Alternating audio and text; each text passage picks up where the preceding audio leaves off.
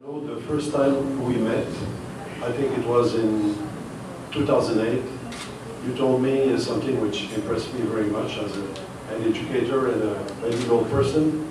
You said the most important thing in mankind, more than diamond, is the brain, the human brain. And you explained to me that it was useless to promote CSR within CIBJO if there was no continuity in terms of education.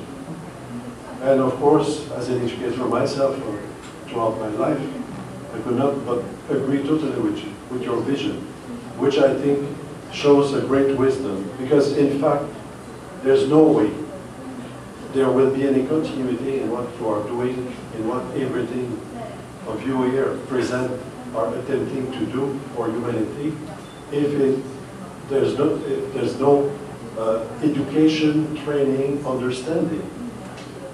This is the only way to achieve what we wish to do, not on a short-term basis, but on a long-term basis.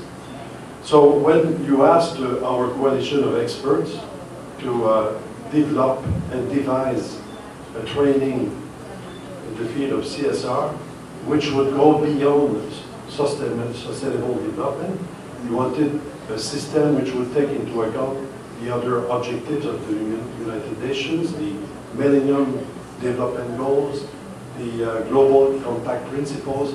Of course, we needed to integrate these concepts in something which would give you a competitive edge for the industry.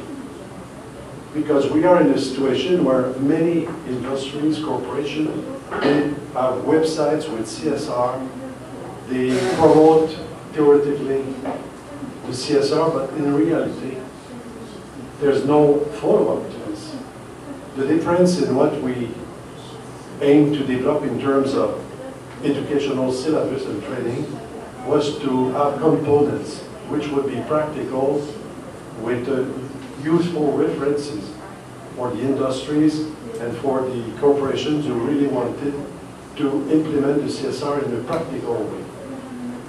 And the syllabus which we have developed with our experts, many of which are now participating to the sessions which will take place today and tomorrow, the syllabus which we have developed is really an integration of not only the Millennium Development Goals, we know there are 8 of them, but also of the machinery which goes together with the Millennium Development Goals.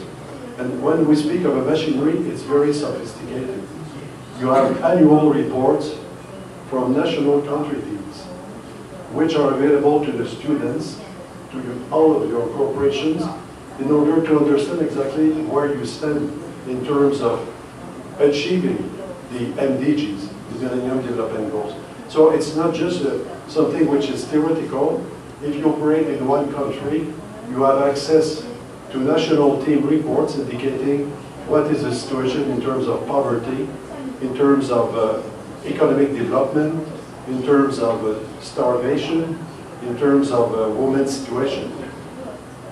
And these reports, of course, are part of the educational training we give. It's a source of information which is extremely useful for companies who operate in the field or who want to open new markets. The courses we give also provide a source of information on many other aspects of humanitarian values, many of which have been mentioned this morning, and I'm thinking in particular to the issues of human rights, to the issues of labor rights. There are many other humanitarian values which are quite important right now, which are the results of 50 or 60 years of struggle which brought the civilization we know today. And this we integrate in the course as a question of humanitarian values which must be defended by the corporations you represent here. I would like to introduce to you some members of our team of experts who have participated to the syllabus, to the courses. We'll give only a few capsules in the next few days, including today and tomorrow. And we have with us Mr. Michael Hopkins. Can you stand up, please?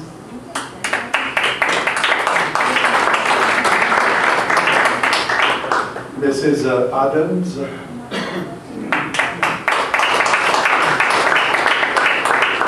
Dr. Patil from Hong Kong.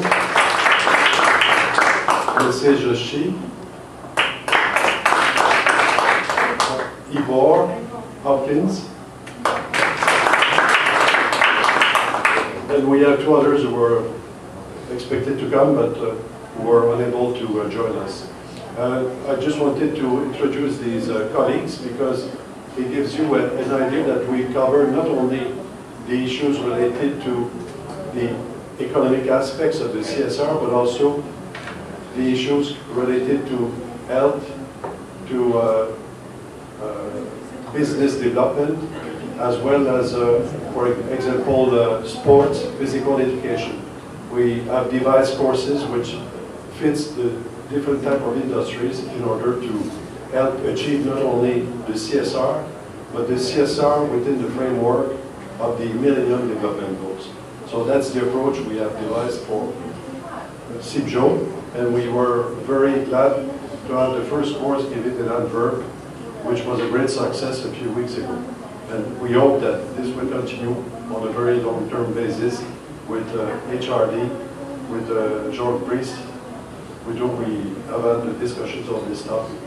So thank you very much, Gaetano, for this opportunity to be here today and to expose to the world, because it's a really a worldwide event, how it's possible to achieve CSR within a context, a larger context of the United Nations Millennium Development Goals.